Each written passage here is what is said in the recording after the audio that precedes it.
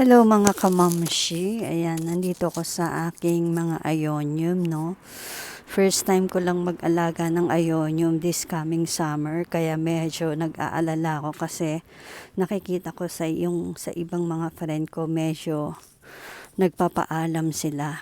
Wala pa ako masyadong ah, alam kung ano mga gagawin dito sa ionium nito, pero pinaka-importante, wag silang masikatan sobra ng araw. Kaya ayan naman ang aking big umbrella from the Philippines. O diba? Para, ayan, sakop niya na matatakpan ang aking mga ionium. Hindi ko na sila natatanggalan ng mga